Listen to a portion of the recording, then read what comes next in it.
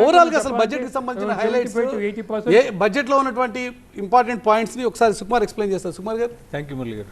ముఖ్యంగా budget corporate రంగాల కన్నా కూడా కామన్ మ్యాన్కి ఎక్కువగా దగ్గరగా వెళ్ళినట్టుగా మనకు క్లియర్గా కనిపిస్తుంది. ముఖ్యంగా హైలైట్స్ కనుక చూస్తే అగ్రికల్చర్ సెక్టార్లో ఇప్పటి వరకు 3 లక్షల కిసాన్ క్రెడిట్ ఏదైతే ఉందో, అంటే వడ్డీ తక్కువగా లోన్ ఇచ్చే ఏదైతే ఉందో దాన్ని 5 lakhsకి పెంచడం ఒక మేజర్ అడ్వాంటేజ్ కింద చూడాలి.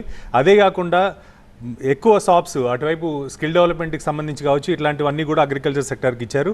హెల్త్ కేర్లో అడిషనల్గా 10,000 మెడికల్ సీట్స్ ఇవ్వడం, దీంతోపాటు రాబోయే 5 సంవత్సరాలకి 75,000 మెడికల్ సీట్స్. ఎందుకంటే 2034 కల్లా మనం ఇంటర్నేషనల్ స్టాండర్డ్స్కి వెళ్ళాలి అంటే ఖచ్చితంగా మన దగ్గర ఆల్మోస్ట్ 6 లక్షల మంది డాక్టర్లు ఎవ్రీ ఇయర్ పెరగాలి అనేది కూడా ఒక టార్గెట్ కింద ఆల్రెడీ ఎకనామిక్ సర్వేలో చెప్పారు. కాబట్టి దాన్ని కంపేర్ చేస్తూ ఇక్కడ ఈ నెంబర్స్ వచ్చినట్టుగా మనం చూడాలి. ఇదే కాకుండా 200 క్యాన్సర్ సెంటర్స్ని 2025-26 ఆర్థిక సంవత్సరానికి స్పెషల్గా పెడతామని చెప్పడం ఒకటి. మెడికల్ టూరిజంకి సంబంధించి వీసాలు ఏవైతే ఇప్పటివరకు కష్టసాధ్యంగా ఉన్నాయి విదేశాల్లో ఉన్న వాళ్ళకి, దాన్ని ఈజీ చేస్తామని చెప్పి ఒక నిర్ణయం తీసుకోవడం.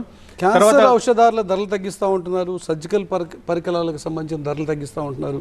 అంటే ఇప్పుడు విపరీతంగా క్యాన్సర్స్ నెంబర్ పెరిగిపోతుంది. ఎక్కువగా హెల్త్ కేర్ సెక్టర్ మీద ఫోకస్ చేసినట్టు చాలా క్లియర్ కనిపిస్తుంది. ఎందుకంటే అగ్రికల్చర్ సెక్టర్ కావచ్చు, హెల్త్ కేర్ సెక్టర్ కావచ్చు, టాక్సేషన్ విషయంలో కావచ్చు, ఎడ్యుకేషన్లో కూడా అంటే దాదాపు 50,000 స్కూల్స్కి ఫ్రీ బ్రాడ్బ్యాండ్ ఇవ్వడం అనేది ఒకటి. ఇలాంటివన్నీ కూడా రావడం, ఎస్పెషలీ వర్కింగ్ క్లాస్ అంటే అందరికీ ఉద్యోగాలు కల్పించలేని పరిస్థితిలో ఉన్నప్పుడు స్విగ్గీ, జొమాటో ఇట్లాంటి ఎవరైతే జిగ్ వర్కర్స్ అంటారో వాళ్ళని దాదాపు 1 కోటి మందికి ఐడి కార్డ్స్ ఈ శ్రమ్ పోర్టల్ కింద వాళ్ళు రిజిస్టర్ చేసుకొని వాళ్ళకి ఇన్సూరెన్స్ కూడా కలిగిస్తామని చెప్పడం కూడా ఈ బడ్జెట్లో ఒక హైలైట్ కింద కనిపిస్తుంది.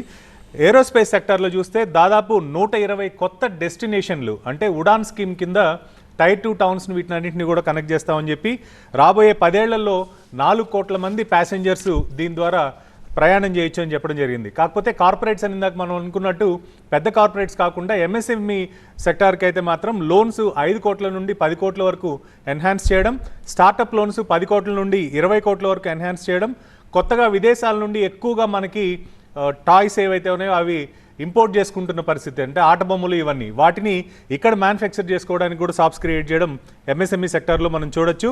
ఇది కాకుండా ఇన్ఫ్రాస్ట్రక్చర్లో స్పెండింగ్ ఏదైతే 1.5 lakh crores next 50 years interest free loans create చేస్తామని చెప్పారో, దీనివల్ల ప్రైవేట్ పబ్లిక్ పార్టిసిపేషన్లో కూడా చాలా వరకు పెద్దపేట వేసినట్టుగా మనకి బడ్జెట్లో కనిపిస్తుంది.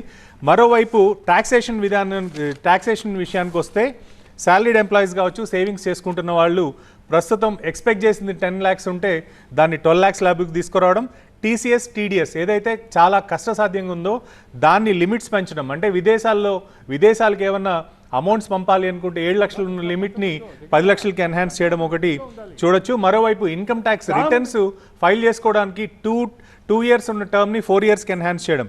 సో టాక్సేషన్లో కూడా ఇన్కమ్ ట్యాక్స్ యాక్ట్ ఏదైతే టేబుల్ చేస్తానని చెప్తున్నారో దాంట్లో చాలా గట్టి నిర్ణయాలు ఉంటాయనేది మాత్రం మనకు క్లియర్గా కనిపిస్తుంది. ఎందుకంటే ఇన్కమ్ ట్యాక్స్ రిలాక్సేషన్ ఇస్తూనే యాక్ట్ని స్ట్రాంగ్ చేసే పరిస్థితి మనకు క్లియర్గా కనిపిస్తుంది.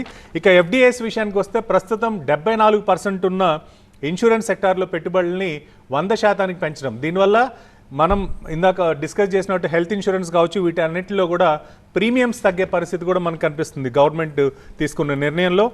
ఇక ఫైనల్గా ఏదైతే టోటల్ ట్యాక్స్ రిసిప్ట్స్ ఉన్నాయో అది దాదాపు 34.96 లక్షల కోట్లని ఒక టార్గెట్ కింద 2025-26కి పెట్టుకోవడం జరిగింది. నెట్ ట్యాక్స్ రిసిప్ట్స్ ఏదైతే ఆదాయం ఉంటుందో దాన్ని 28.37 లక్షల కోట్లకి దాన్ని ఆ నెంబర్ని ప్రొజెక్షన్స్ పెట్టుకోవడం జరిగింది. అంటే గతంలో మనకి ఆదాయం వర్సెస్ జీడిపి చూస్తే 4.8% ఈ ఫైనాన్షియల్ ఇయర్లో ఉంటే నెక్స్ట్ ఫైనాన్షియల్ ఇయర్ టార్గెట్ కేవలం 4.4%కి దాన్ని రిస్ట్రిక్ట్ చేస్తూ కూడా నిర్ణయం తీసుకోవడం జరిగింది మురళి గారు.